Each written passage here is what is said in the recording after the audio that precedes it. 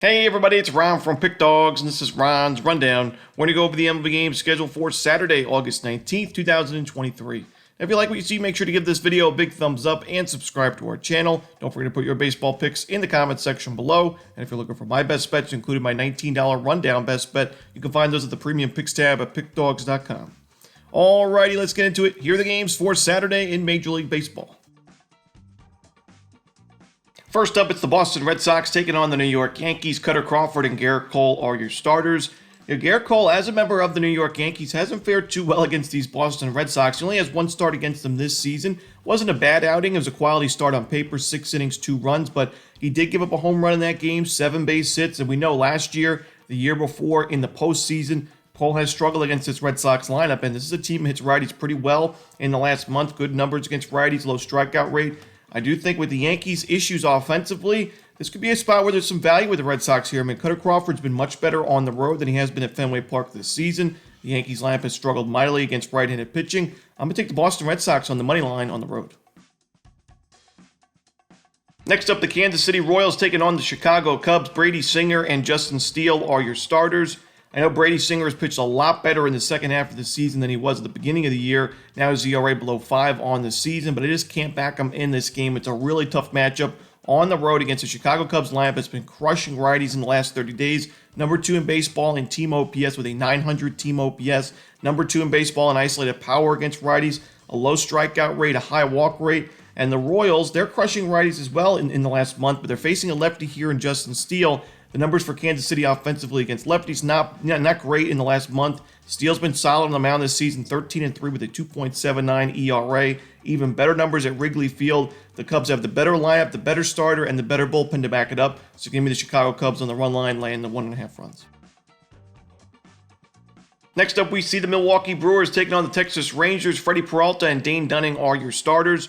Freddie Peralta, when you look at the home and road splits, he's been just much better at home this season. A lower ERA. You look at the innings pitched, he's got a higher strikeout rate, a lower walk rate, a lower opponent's batting average at home. But we find him on the road here against a Rangers team that's crushing righties in the last month. I do think Peralta struggles early on. Dane Dunning, it's been an up and down season for him. He was really strong in the beginning of the season. Had a rough month of July where he had a 5.06 ERA there, but in the month of August thus far, 20 2/3 innings, 29 strikeouts, and a 2.18 ERA, pitching really good baseball for the Rangers in his last 3 starts.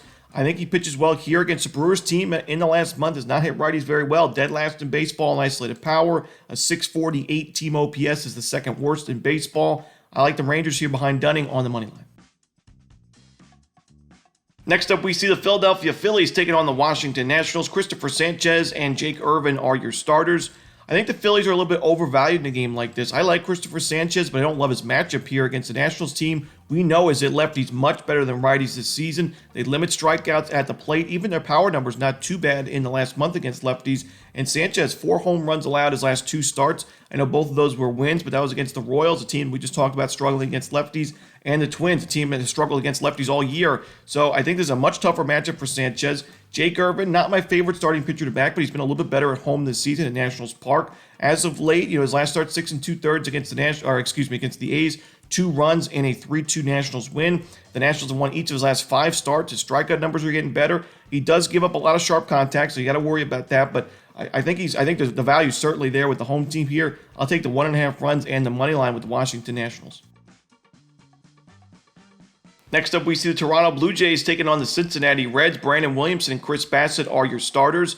Similar to the previous game, I don't back Jake Irvin much. I also don't back Brandon Williamson much, but I think there's value here with the Cincinnati Reds. The Blue Jays are hitting lefties very well in the last month, but the Reds, top 5 in baseball in isolated power, top 10 in team OPS against righties in the last 30 days.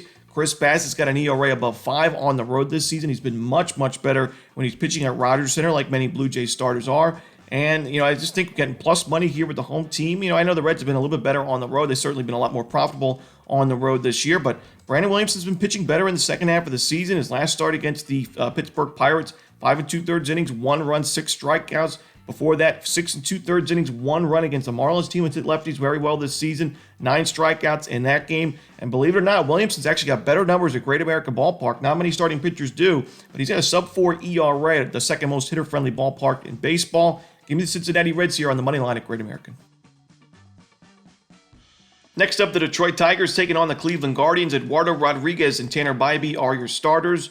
Tanner Bybee this season, 9-2 record with a 2.9 ERA, but even better numbers at Progressive Field.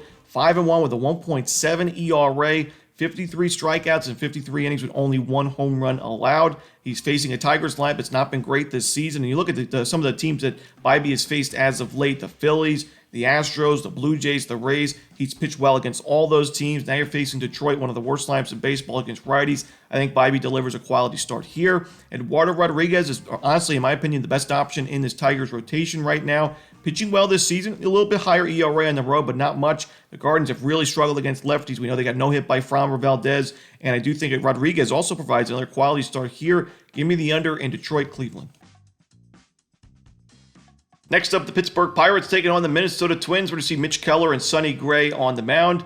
I don't know what's gotten into me. I backed Jake Irvin, backed Brandon Williamson, and you guys know I've been very critical of Sonny Gray this season. Just the fact that he hasn't been profitable since the beginning of the season. But I actually like this matchup for Sonny Gray, and I like the form that he's in as of late. You look at his last 5 starts, one of the big criticisms I had with Sonny Gray is the fact that his pitch counts go up early in games, and he usually doesn't pitch too deep into ball games. But as of late, in all 5 of his last 5 starts, at least 6 innings of work. Most of those, actually all of those, quality starts for Sonny Gray. Good strikeout numbers, keeping the ball on the ground, good control, which is the big thing, the big reasons why he's been able to stay in the game long. He's not walking any batters. And the Twins are 3-2 in his last 5 starts, which is a much better record than it was, since the beginning of May. I think the Twins were like 5-11 in his starts. So I do think Gray starting to prove he can be that guy the Twins need him to be the stopper in that rotation. Mitch Keller, he had a good bounce back outing his last start against the Reds, but that was at PNC Park. He's just not been backable on the road this season. A 5 ERA on the road to 75 2/3 innings.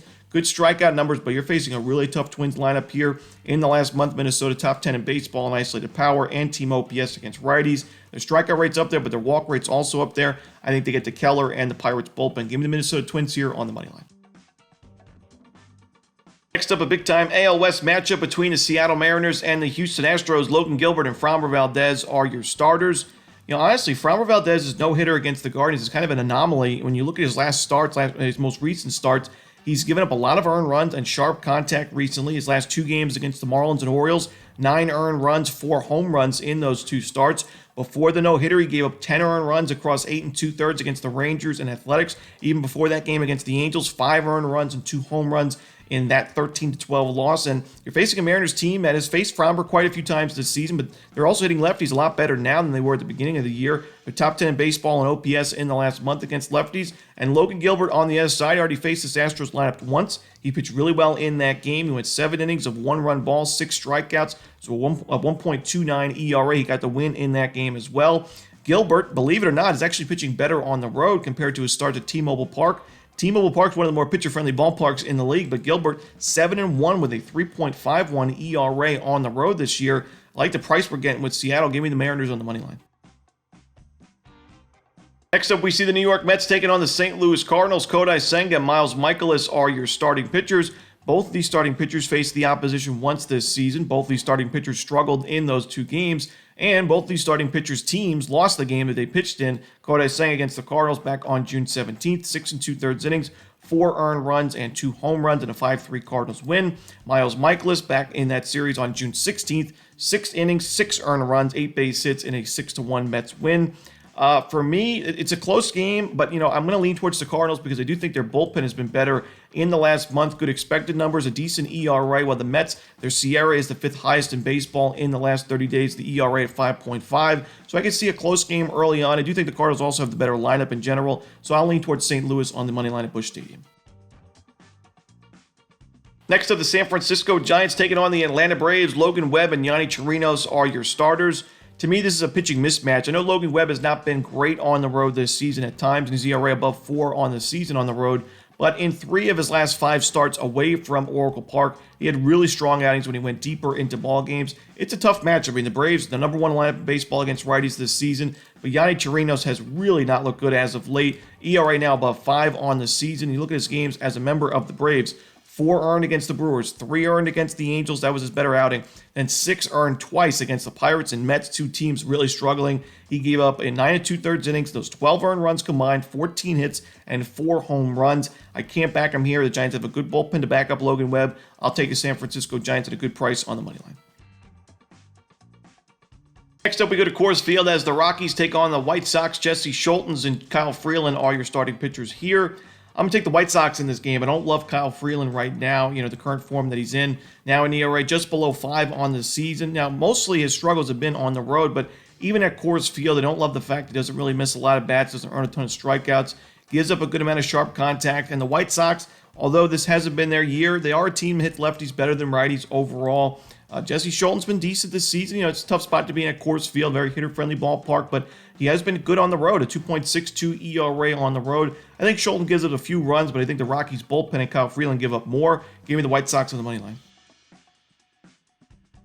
Next up, we go to Oakland as the Orioles take on the Athletics. No official lineup for this game right now, so we could see a pitching change. But right now, I'm seeing Cole Irvin against his former team and Ken Waldichuk on the other side for the A's. Cole Irvin coming off one of his best starts I've seen him have in a long time. 5 innings, 2 hits, no earned runs, only 1 walk with 6 strikeouts against a very good Mariners team on the road. And that was a game where George Kirby threw a complete game or a 9-inning shutout, and the Orioles ended up winning in extra innings of 1-0 in 10 innings. So really impressive game by Irvin and the Orioles in that one. The Orioles have won each of his last 3 appearances. Cole Irvin's mostly been featured out of the bullpen recently, but pitching pretty well for Baltimore. And you're facing an A's team that's not hit lefties very well this season or in the last month. They're 26th in isolated power, right around 20th in team OPS. The Orioles against lefties have actually been better against lefties and righties in the last 30 days or so. I don't really love Ken Waldichuk or this A's bullpen. Give me the O's on the run line, laying those 1.5 runs. And that's it. Those are the games for Saturday in baseball. Hope you enjoyed this video. If you did, don't forget to hit that like button and subscribe. And don't forget to put your baseball picks in the comments section below. Again, if you're looking for my best bets, you can find those at Pick Dawgz Premium. As always, this is Ron Romanelli. Good luck.